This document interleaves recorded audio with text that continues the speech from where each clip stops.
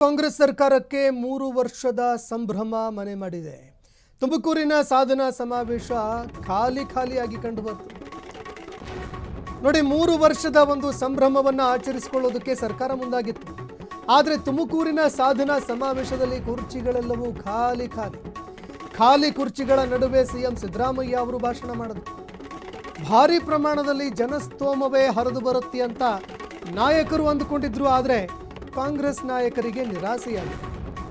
ಸಮಾವೇಶದ ಸ್ಥಳದಿಂದ ಜನ ನಿರ್ಗಮಿಸಿದ್ದಾರೆ. ವೇದಿಕೆಯ ಎದುರೇ ಖಾಲಿ ಕುರ್ಚಿಗಳ ದೃಶ್ಯ ಕಂಡು ಬರ್ತಾ ಇದೆ.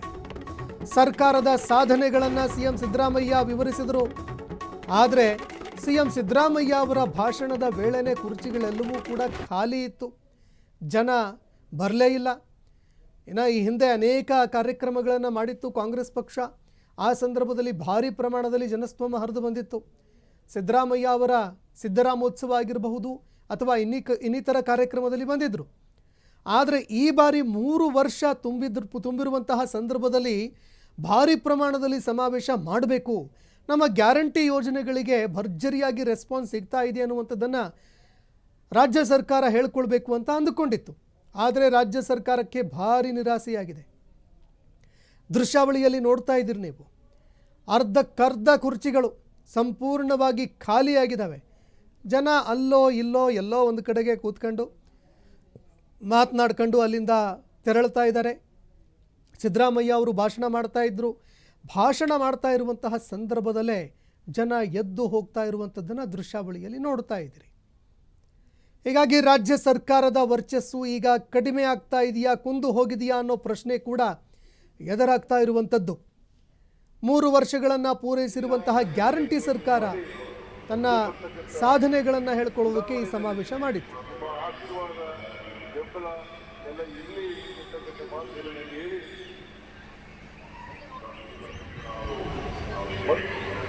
ಬಿಜೆಪಿ ಅಧಿಕಾರದಲ್ಲಿದ್ದರೆ ಏನಾಗ್ತದೆ ದೇಶ ಅಂತಕ್ಕಂಥದ್ದನ್ನು ಯೋಚನೆ ಮಾಡಿ ಮುಂದೆ ಬರ್ತಕ್ಕಂಥ ಚುನಾವಣೆಯಲ್ಲಿ ನಿಮ್ಮ ಆಶೀರ್ವಾದ ಬೆಂಬಲ ಎಲ್ಲ ಇರಲಿ ಅಂತಕ್ಕಂಥ ಮಾತುಗಳನ್ನು ಹೇಳಿ. ಇನ್ನು ದೃಶ್ಯಾವಳಿಯಲ್ಲಿ ನೋಡ್ತಾ ಇದ್ದೀರಿ, ತುಮಕೂರದಲ್ಲಿ ಸಾಧನಾ ಸಮಾವೇಶವನ್ನು ಹಮ್ಮಿಕೊಂಡಿತ್ತು ರಾಜ್ಯ ಸರ್ಕಾರ. ಒಟ್ಟು 3 ವರ್ಷಗಳ ಒಂದು ಸಾಧನೆಯನ್ನು ರಾಜ್ಯ ಸರ್ಕಾರ ಜನರ ಮುಂದೆ ಇಡೋದಕ್ಕೆ ಅಂತ ಈ ಕಾರ್ಯಕ್ರಮವನ್ನು ಹಮ್ಮಿಕೊಂಡಿತ್ತು. ಸಿಎಂ ಸಿದ್ದರಾಮಯ್ಯನವರು ಭಾಷಣ ಮಾಡ್ತಾ ಇದ್ರು, ತಮ್ಮ ಸರ್ಕಾರದ ಸಾಧನೆಗಳನ್ನು ಹೇಳ್ಕೊಳ್ತಾ ಇದ್ರು.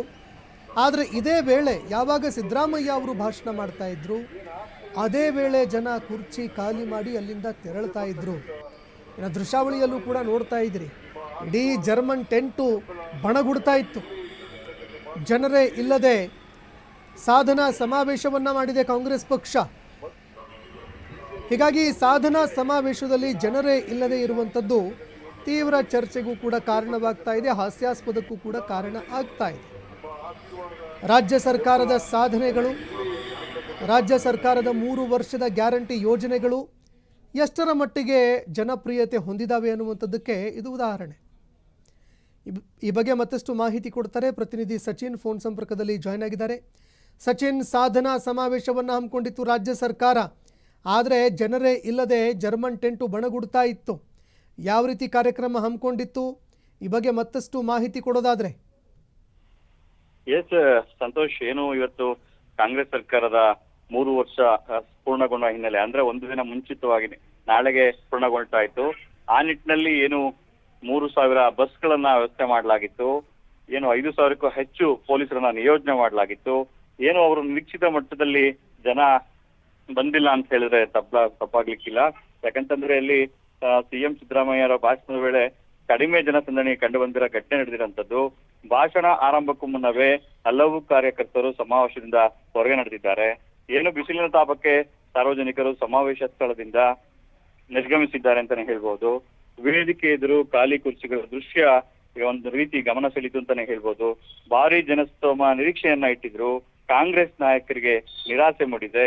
ಇತ್ತ ಸರ್ಕಾರ ಸಾಧನೆಗಳನ್ನ ವಿವರಿಸ್ತಾ ಖಾಲಿ ಕುರ್ಚಿಗಳ ನಡುವೆ ಸಿದ್ದರಾಮಯ್ಯ ಭಾಷಣವನ್ನ ಮುಂದುವರಿಸಿದ್ರು. ಏನು ಒಟ್ಟಾರೆಯಾಗಿ ಹೇಳ್ಬೇಕಂತಂದ್ರೆ ಅವರು ನಿರೀಕ್ಷಿತ ಮಟ್ಟದಲ್ಲಿ ನಿರಾಸೆ ಆಗಿದೆ ಅಂತಾನೆ ಹೇಳ್ಬೋದು ಸಂತೋಷ್. ಈಗ ಗ್ಯಾರಂಟಿಗಳು ಯಶಸ್ಸನ್ನು ಸಾಧಿಸಿದೆ ಅನ್ನುವಂಥದ್ದನ್ನು ಹೇಳೋದಕ್ಕೆ ರಾಜ್ಯ ಸರ್ಕಾರ ಈ ಕಾರ್ಯಕ್ರಮವನ್ನು ಆಯೋಜನೆ ಮಾಡಿತ್ತು. ಹೀಗಾಗಿ ರಾಜ್ಯ ಸರ್ಕಾರದ ಈ ಗ್ಯಾರಂಟಿಗಳಿಗೂ ಕೂಡ ಜನ ಭ್ರಮನಿರಸನಾಗಿದ್ದಾರಾ ಹೇಗೆ ಅಂತ? ಖಂಡಿತವಾಗ್ಲೂ ಜನಕ್ಕೆ ಎಲ್ಲೋ ಒಂದ್ ರೀತಿ ಸಮಾಧಾನ ಇದೆಯೋ ಇಲ್ವೋ ಅನ್ನೋಂಥದ್ದು ಮೇಲ್ನೋಟಕ್ಕೆ ಕಂಡು ಬರ್ತಾ ಇತ್ತು.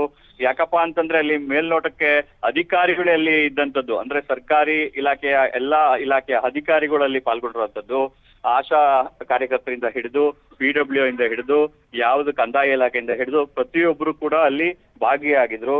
ಅದಕ್ಕೆ ಅವರು ನಿರೀಕ್ಷೆ ಇಟ್ಟಿದ್ರು 1 ಲಕ್ಷಕ್ಕೂ ಹೆಚ್ಚು ಜನ ಸೇರ್ತಾರೆ ಅಂತ ಹೇಳಿ. ಒಂದು ಕಡೆ ಜನಕ್ಕೆ ಎಲ್ಲೋ ಇಷ್ಟ ಆಗಿಲ್ಲ ಅಂತಾನೆ ಹೇಳ್ಬೋದು ಸಂತೋಷ್. ಈಗ ಮತ್ತೊಂದು ಕಡೆ ಕಾರ್ಯಕ್ರಮ ಆಯೋಜನೆ ಮಾಡಬೇಕಾದ್ರೆ ಸರಿಯಾಗಿ ಸಂಘಟನೆ ಮಾಡಿರಲಿಲ್ವಾ, ಅಥವಾ ಸರಿಯಾಗಿ ಕಾರ್ಯಕ್ರಮ ವಿಚಾರಕ್ಕೆ ಸಂಬಂಧಪಟ್ಟಂತೆ ಮಾಹಿತಿ ಕೊಟ್ಟಿರಲಿಲ್ವಾ, ಅಥವಾ ಕಾಂಗ್ರೆಸ್ ಪಕ್ಷ ಈಗ ಸಂಪೂರ್ಣವಾಗಿ ತನ್ನ ಜನಪ್ರಿಯತೆಯನ್ನು ಕಳ್ಕೊಳ್ತಾ ಇದೆಯಾ ಅಂತ? ಖಂಡಿತ ಸಂತೋಷ್. ಏನೋ ಅಲ್ಲಿಗೆ ಪ್ರತಿಯೊಬ್ಬರಿಗೂ ಕೂಡ ಇದನ್ನ ಜಿಲ್ಲಾ ಉಸ್ತುವಾರಿ ಸಚಿವ ಅಂದ್ರೆ ಗೃಹ ಸಚಿವ ಡಾಕ್ಟರ್ ಜಿ ಪರಮೇಶ್ವರ್ ನೇತೃತ್ವದಲ್ಲಿ ಒಂದು ಕಾರ್ಯಕ್ರಮನ ಹಮ್ಮಿಕೊಳ್ಳಲಾಗಿತ್ತು. ಏನೋ ಅದಕ್ಕೆ ಪ್ರತಿಯೊಬ್ಬರಿಗೂ ಕೂಡ ವಿಶೇಷವಾಗಿ ವೈಯಕ್ತಿಕವಾಗಿ ಆಹ್ವಾನ ಪತ್ರಿಕೆಯನ್ನು ನೀಡಿ ಆಹ್ವಾನಿಸಲಾಗಿತ್ತು. ಏನಂದ್ರೆ ಮೇಲ್ನೋಟಕ್ಕೆ ಅಲ್ಲಿಗೆ ಎಲ್ಲಾ ಮಂತ್ರಿಗಳು ಕೂಡ ಬಂದು ಭಾಗಿಯಾಗಿದ್ರು. DCM DK ಶಿವಕುಮಾರ್ ಅವರು ತಡವಾಗಿ ಅಂದ್ರೆ ತಿರುಪತಿ ಹೋಗಿದ್ದೆ, ಹಾಗಾಗಿ ತಡ ಆಯ್ತು ಅಂತ ಹೇಳಿ ಒಂದು ನೆಪನ ಇರುವಂತದ್ದು. ಅಲ್ಲಿ ಒಟ್ಟಾರೆ ಜನಕ್ಕೆ ಎಲ್ಲೋ ಗ್ಯಾರಂಟಿಗಳು ತಲುಪಿಲ್ವಾ ಅಥವಾ ಜನ ಇಷ್ಟಪಟ್ಟಿಲ್ಲ ಅಂತಾನೆ ಹೇಳ್ಬೋದು ಸಂತೋಷ್. ಈಗ ಮತ್ತೊಂದು ಕಡೆ ನೋಡಿ, ಕಾಂಗ್ರೆಸ್ ಪಕ್ಷದಲ್ಲಿ ಇತ್ತೀಚೆಗೆ ನಾಯಕರನ್ನ ಉಚ್ಚಾಟನೆ ಮಾಡುವಂಥದ್ದು ತೀವ್ರವಾಗಿ ನಡೀತಾ ಇದೆ. ಹೀಗಾಗಿ ಈಗ ಸ್ಥಳೀಯ ನಾಯಕರು ಯಾರಿದ್ದಾರೆ ಅವರು ಸರಿಯಾಗಿ ಸಂಘಟನೆ ಮಾಡಲಿಲ್ಲ ಅಥವಾ ಸರಿಯಾಗಿ ಆಯೋಜನೆ ಮಾಡಲಿಲ್ಲ ಅಂತ ಅವರ ಮೇಲೆ ಏನಾದರೂ ತಲೆದಂಡಗಳು ಆಗುವಂತಹ ಸಾಧ್ಯತೆ ಇದೆಯಾ, ಕ್ರಮ ಏನಾದರೂ ಆಗುವಂಥ ಸಾಧ್ಯತೆ ಇದೆಯಾ ಅಂತ? ವೇದಿಕೆ ಕಾರ್ಯಕ್ರಮ ಆರಂಭಕ್ಕೂ ಮುನ್ನ ಜನ ಏನೋ ಒಂದು ಮುಂಭಾಗದಲ್ಲಿ ಜನ ಕಂಡು ಬಂತು. ಅಂದ್ರೆ ಅವ್ರ ನಿರೀಕ್ಷೆ ಮಟ್ಟಕ್ಕೆ ಜನ ಇರಲಿಲ್ಲ ಅಂದ್ರೂ ಕೂಡ ಏನ್ CM ಸಿದ್ದರಾಮಯ್ಯನವರು ಭಾಷಣ ಶುರು ಮಾಡುವ ವೇಳೆಗೆ ಎಲ್ಲ ಜನರು ಆಚೆ ಓಡ ನಡೆದಿದ್ರು. ಅದಕ್ಕೆ ಕಾರಣ ಎಲ್ಲ ಇವರು ಒಂದ್ ಕಡೆ ಆಯೋಜನೆ ಮಾಡುವಂತ ಇವ್ರದ್ದು ಕೂಡ ವೈಫಲ್ಯತೆ ಇದೆ ಅಂತ ಮೇಲ್ನೋಟ ಕಂಡು ಬರ್ತಾ ಇದೆ. ಬಟ್ ಏನಂತಂದ್ರೆ ಕಾಂಗ್ರೆಸ್ ಸಮಾವೇಶ ಅನ್ಕೊಂಡಿದ್ ಮಟ್ಟಿಗೆ ರೀಚ್ ಆಗಿಲ್ಲ ಅಂತ ಹೇಳಿದ್ರೆ ತಲೆದಂಡ ಖಂಡಿತವಾಗ್ಲೂ ಆಗಬಹುದು ಅಂತಿದೆ ಮಾಹಿತಿಗಳ ಪ್ರಕಾರ ಸಂತೋಷ್. ಈಗ ಮತ್ತೊಂದು ಕಡೆ ನೋಡಿ, ಸ್ಥಳೀಯ ನಾಯಕರಾಗಿರುವಂತಹ ಏನು ಪ್ರಭಾವಿ ನಾಯಕರು ರಾಜ್ಯ ಮಟ್ಟದಲ್ಲಿ ಗೃಹ ಸಚಿವರ ಸ್ಥಾನದಲ್ಲಿ ಪರಮೇಶ್ವರ್ ಅವರಿದ್ದಾರೆ. ಆದರೂ ಕೂಡ ಬಲಾಢ್ಯರಾಗಿರುವಂತಹ ನಾಯಕ ಈ ಕಾರ್ಯಕ್ರಮದಲ್ಲಿ ಸರಿಯಾಗಿ ಕಾರ್ಯನಿರ್ವಹಣೆ ಮಾಡಲಿಲ್ವಾ, ಅಥವಾ ಏನು ಕಾರಣ ಈ ರೀತಿಯ ಒಂದು ಬಹುದೊಡ್ಡ ಹಾಸ್ಯಾಸ್ಪದ ಈ ಕಾರ್ಯಕ್ರಮಕ್ಕೆ ಅಂತ? ಅದು ಏನಂತಂದ್ರೆ ಮೊನ್ನೆ ತಾನೇ ಅದು ಒಂದು KRS ಪಕ್ಷದವ್ರನ್ನ ಒಂದು ಆರೋಪ, ಗಂಭೀರವಾದ ಒಂದು ಆರೋಪ ಕೇಳಿ ಬಂದಿತ್ತು. ಏನು ಅಲ್ಲಿ DC ಆಗ್ಬೋದು, SP ಆಗ್ಬೋದು, ಏನು 2 ವರ್ಷ ಅವಧಿ ಮುಗಿದ್ರು ಕೂಡ ಅವನ್ನ ಟ್ರಾನ್ಸ್ಫರ್ ಮಾಡ್ತಾ ಇಲ್ಲ, ಜನಕ್ಕೆ ಜನಪರ ಕೆಲಸಗಳು ಆಗ್ತಾ ಇಲ್ಲ, ಕೇವಲ ಇವೆಂಟ್ ಮ್ಯಾನೇಜ್ಗಳ ರೀತಿ ವರ್ತಿಸ್ತಾ ಇದ್ದಾರೆ ಅಧಿಕಾರಿಗಳು ಅಂತ ಹೇಳಿ KRS ಪಕ್ಷದವ್ರು ಒಂದು ದೊಡ್ಡ ಹೋರಾಟನ ಮಾಡಿದ್ರು. ಅವ್ರನ್ನ FIR ಮಾಡಿ ಒಳಗ್ ಕೂಡ ಹಾಕಿದ್ರು. ಜೊತೆಗೆ ಇವತ್ತು ಏನು ಮೂಲಭೂತ ವಂಚಿತ ಅಂದ್ರೆ ಮನೆ ಇಲ್ದಂತವ್ರು ಅವರು ಕೂಡ ಹೋರಾಟ ನಂಬ್ಕೊಂಡಿದ್ರು. ನಿನ್ನೆನೆ ಅವ್ರನ್ನ ಅರೆಸ್ಟ್ ಮಾಡಿ ಅದೊಂದು ಸುದ್ದಿ ಕೂಡ ಆಗಿತ್ತು. ಆ ನಿಟ್ಟಿನಲ್ಲಿ ಒಂದ್ ಕಡೆ ಎಫೆಕ್ಟ್ ಆಯ್ತಾ ಅಂತ ಹೇಳಿ ಹೇಳ್ಬೋದು ಸಂತೋಷ್.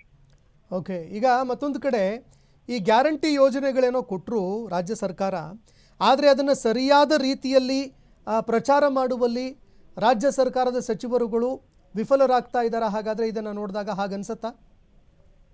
ಖಂಡಿತವಾಗ್ಲು ಸಂತೋಷ್. ಏನಲ್ಲಿ ಕುರ್ಚಿ ಕದನ ನಡೀತಾ ಇದೆ ವಿನಃ ಅಲ್ಲಿ ಎಲ್ಲ ನಾವು ಒಟ್ಟಿಗೆ ಇದ್ದೇವೆ ಅನ್ನೋದನ್ನ ಬರೀ ಅಲ್ಲಿ ವೇದಿಕೆ ಮೇಲೆ ಕೂತ್ಕೊಂಡು ತೋರಿಸ್ಕೊತಾ ಇದಾರೆ ವಿನಃ ಒಟ್ಟಾರೆ ಒಳಗಡೆ ಅಲ್ಲಿ ಎಲ್ಲೋ ಒಂದು ಕಡೆ ಒಳ ಜಗಳ ಇದೆ ಅಂತ ಮೇಲ್ನೋಟಕ್ಕೆ ಚರ್ಚೆ ಆಗ್ತಾ ಇರುವಂತದ್ದು.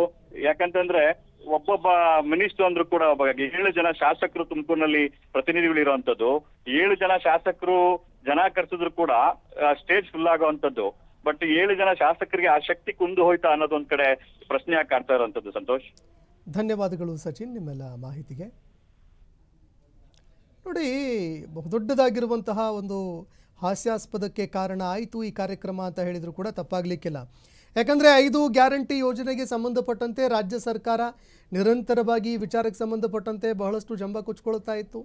5 ಗ್ಯಾರಂಟಿ ಯೋಜನೆಗಳನ್ನು ನಾವು ಯಶಸ್ವಿಯಾಗಿ ಜಾರಿ ಮಾಡಿದ್ದೀವಿ ಅಂತ ಹೇಳ್ಕೊಳ್ತಾ ಇತ್ತು. ಆದರೆ ಸ್ಥಳೀಯ ಮಟ್ಟದಲ್ಲಿ ನಾಯಕರು ಮಾಡಬೇಕಾಗಿರುವಂತಹ ಕೆಲಸಗಳನ್ನು ಸರಿಯಾಗಿ ಮಾಡ್ತಾ ಇಲ್ವಾ ಅನ್ನೋ ಪ್ರಶ್ನೆ ಇಲ್ಲಿ ಎದುರಾಗ್ತಾ ಇರುವಂಥದ್ದು. ಇದರ ಜೊತೆಗೆ ಸರಿಯಾದ ರೀತಿಯಲ್ಲಿ ಪ್ರಚಾರ ಕಾರ್ಯಗಳಲ್ಲಿ ನಾಯಕರು ತೊಡಗ್ತಾ ಇಲ್ವಾ, ಅದರ ಜೊತೆಗೆ ರಾಜ್ಯ ಕಾಂಗ್ರೆಸ್ನ ನಾಯಕರು ಸ್ಥಳೀಯ ಮಟ್ಟದಲ್ಲಿ ಯಾವ ರೀತಿಯಾಗಿ ಕಾರ್ಯಕ್ರಮಗಳನ್ನು ತಲುಪಿಸಬೇಕು, ಅದರ ಜನಪ್ರಿಯತೆಯನ್ನು ಹೆಚ್ಚಿಸಬೇಕು, ಅದರಲ್ಲಿ ವಿಫಲತೆಯನ್ನು ಹೊಂದುತ್ತಾ ಇದ್ದಾರಾ ಅನ್ನುವಂತಹ ಪ್ರಶ್ನೆ ಎದುರಾಗ್ತಾ ಇರುವಂಥದ್ದು. ಇನ್ನು CM ಸಿದ್ದರಾಮಯ್ಯ ಅವರು ಮಾತನಾಡ್ತಾ ಇದ್ರು. ಮಾತನಾಡುವಂತಹ ಸಂದರ್ಭದಲ್ಲೇ ಕುರ್ಚಿಗಳೆಲ್ಲವೂ ಕೂಡ ಖಾಲಿ. ದೃಶ್ಯಾವಳಿಯಲ್ಲಿ ನೋಡ್ತಾ ಇದ್ದೀರಿ ನೀವು. ಸಿದ್ದರಾಮಯ್ಯ ಅವರು ಭಾಷಣ ಮಾಡ್ತಾ ಇದ್ರು. ಭಾಷಣವನ್ನು ಮಾಡ್ತಾ ಇರುವಂತಹ ಸಂದರ್ಭದಲ್ಲೇ ಜನ ಎದ್ದು ಹೋಗ್ತಾ ಇದ್ದಾರೆ ಅಲ್ಲಿಂದ. ಅಂದರೆ CM ಸಿದ್ದರಾಮಯ್ಯ ಅವರ ಜನಪ್ರಿಯತೆ ಬಗ್ಗೆ ಎಲ್ರಿಗೂ ಗೊತ್ತೇ ಇದೆ. ಸಿದ್ದರಾಮೋತ್ಸವ ಮಾಡಿದಂತಹ ಸಂದರ್ಭದಲ್ಲಿ 12 ಲಕ್ಷ ಜನ ಸೇರಿದ್ರು. ಆದರೆ ಸರ್ಕಾರದ ಸಾಧನಾ ಸಮಾವೇಶದಲ್ಲಿ ಕುರ್ಚಿಗಳೆಲ್ಲವೂ ಕೂಡ ಖಾಲಿಯಾಗಿರುವಂಥದ್ದು ಸರ್ಕಾರದ ವರ್ಚಸ್ಸಿನ ಮೇಲೂ ಕೂಡ ಇಲ್ಲಿ ಪ್ರಶ್ನೆ ಎದುರಾಗುತ್ತೆ. ಜೊತೆಗೆ ಜನಪ್ರಿಯತೆ ಕೂಡ ಕುಂದು ಹೋಗ್ತಾ ಇದೆಯಾ ಅನ್ನುವಂತಹ ಪ್ರಶ್ನೆ ಕೂಡ ಇಲ್ಲಿ ಎದುರಾಗ್ತಾ ಇರುವಂಥದ್ದು.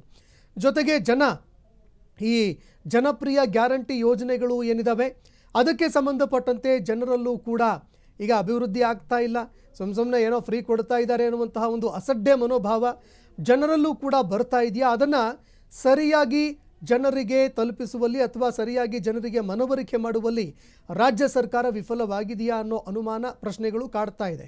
ಜೊತೆಗೆ CM ಸಿದ್ದರಾಮಯ್ಯ ಅವರ ವರ್ಚಸ್ಸು, ಇದು CM ಕುರ್ಚಿ ಕಾದಾಟ ಏನು ನಡೀತಾ ಇತ್ತು ಅದಕ್ಕೂ ಕೂಡ ಈಗ ಸಾಕಷ್ಟು ಅದರ ಮೇಲೂ ಕೂಡ ಪರಿಣಾಮ ಬೀರತ್ತಾ ಅನ್ನೋ ಪ್ರಶ್ನೆ ಇಲ್ಲಿ ಎದುರಾಗ್ತಾ ಇರುವಂಥದ್ದು. ಯಾಕಂದರೆ ಕಾಂಗ್ರೆಸ್ ಪಕ್ಷದಲ್ಲಿ ನಾಯಕತ್ವ ವಿಚಾರಕ್ಕೆ ಸಂಬಂಧಪಟ್ಟಂತೆ CM ಕುರ್ಚಿ ವಿಚಾರಕ್ಕೆ ಸಂಬಂಧಪಟ್ಟಂತೆ ತೀವ್ರ ಜಟಾಪಟಿ ನಡೀತಾ ಇತ್ತು. ಈಗ ಈ ವಿಚಾರದಲ್ಲಿ ಅಂದರೆ ಸಿದ್ದರಾಮಯ್ಯನವರ ಕಾರ್ಯಕ್ರಮದಲ್ಲಿ ಅವರು ಮಾತನಾಡ್ತಾ ಇರುವಂತಹ ಸಂದರ್ಭದಲ್ಲೇ ಜನರು ಎದ್ದು ಅಲ್ಲಿಂದ ನಿರ್ಗಮಿಸ್ತಾ ಇರುವಂಥದ್ದು, ಅಲ್ಲಿಂದ ಹೋಗ್ತಾ ಇರುವಂಥದ್ದು ಅವರ ಒಂದು ಜನಪ್ರಿಯತೆ ವಿಚಾರಕ್ಕೆ ಸಂಬಂಧಪಟ್ಟಂತೆಯೂ ಕೂಡ ಕುತ್ತು ಬರುತ್ತಾ ಹಾಗಾದರೆ ಅನ್ನೋ ಅನುಮಾನ ಈಗ ಕಾಡೋದಕ್ಕೆ ಆರಂಭ ಆಗಿದೆ. ಹೀಗಾಗಿ ರಾಜ್ಯ ಸರ್ಕಾರ ಯಾವ ರೀತಿಯಾಗಿ ಮುಂದಿನ ದಿನಗಳಲ್ಲಿ ತನ್ನ ಗ್ಯಾರಂಟಿ ಯೋಜನೆಗಳಿಗೆ ಸಂಬಂಧಪಟ್ಟಂತೆ ಅದನ್ನೇ ಇಟ್ಕೊಂಡು ಕೂರತ್ತಾ ಅಥವಾ ಈಗಲಾದರೂ ಅದರಿಂದ ಆಚೆ ಬಂದು ಬೇರೆ ಯೋಜನೆಗಳ ಬಗ್ಗೆ ಕೇಂದ್ರೀಕರಣ ಮಾಡುತ್ತಾ ನೋಡಬೇಕಾಗತ್ತೆ. ಯಾಕಂದರೆ ಈ ಇಡೀ ಕಾರ್ಯಕ್ರಮ ಸರ್ಕಾರದ ಸಾಧನೆ ಬಗ್ಗೆ ಜನರಲ್ಲಿ ಎಷ್ಟರ ಮಟ್ಟಿಗೆ ಕುತೂಹಲ ಇದೆ ಅನ್ನುವಂಥದ್ದು ಅಥವಾ ಜನರಲ್ಲಿ ಎಷ್ಟರ ಮಟ್ಟಿಗೆ ಅವೇರ್ನೆಸ್ ಇದೆ ಅನ್ನುವಂಥದ್ದು ಇದರಿಂದ ಗೊತ್ತಾಗುತ್ತೆ. ಹೀಗಾಗಿ ಜನರು ಇದರ ಬಗ್ಗೆ ಈಗ ಭ್ರಮ ನಿರಸನಾಗಿದ್ದಾರಾ ಅನ್ನುವಂತಹ ಪ್ರಶ್ನೆ ಇಲ್ಲಿ ಎದುರಾಗ್ತಾ ಇರುವಂಥದ್ದು. ಜೊತೆಗೆ ರಾಜ್ಯ ಸರ್ಕಾರದ ಗ್ಯಾರಂಟಿ ಯೋಜನೆಗಳ ಬಗ್ಗೆ ತಾತ್ಸಾರ ಮನೋಭಾವ ಏನಾದರೂ ಬಂತಾ ಅನ್ನುವ ಪ್ರಶ್ನೆ. ಜೊತೆಗೆ ಈಗ ಸ್ಥಳೀಯ ಮಟ್ಟದಲ್ಲಿ ಯಾರಿದ್ದಾರೆ ನಾಯಕರು, ಅವರ ನಾಯಕತ್ವದ ಬಗ್ಗೆಯೂ ಕೂಡ ಪ್ರಶ್ನೆಗಳು ಏಳಬಹುದಾದಂತಹ ಸಾಧ್ಯತೆಗಳು ಇರುತ್ತೆ.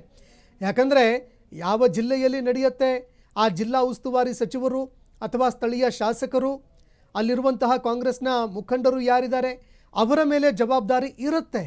ಆದರೆ ಸರಿಸುಮಾರು 3,500 ಬಸ್ಗಳನ್ನು ನಿಯೋಜನೆ ಮಾಡಿದ್ರೂ ಕೂಡ, ಅಷ್ಟೊಂದು ಬಸ್ಗಳಿಗೆ ಅವಕಾಶ ಮಾಡಿಕೊಟ್ಟಿದ್ರೂ ಕೂಡ, ಅಷ್ಟೊಂದು ವೆಹಿಕಲ್ಗಳಿಗೆ ಅವಕಾಶ ಮಾಡಿಕೊಟ್ಟರೂ ಕೂಡ ಸರಿಯಾದ ರೀತಿಯಲ್ಲಿ ಜನರನ್ನು ಕರೆತರೋದಕ್ಕೆ ಸಾಧ್ಯವಾಗಲಿಲ್ವಾ ನಾಯಕರಿಗೆ ಅನ್ನುವಂತಹ ಪ್ರಶ್ನೆ ಇಲ್ಲಿ ಕಾಡ್ತಾ ಇರುವಂಥದ್ದು.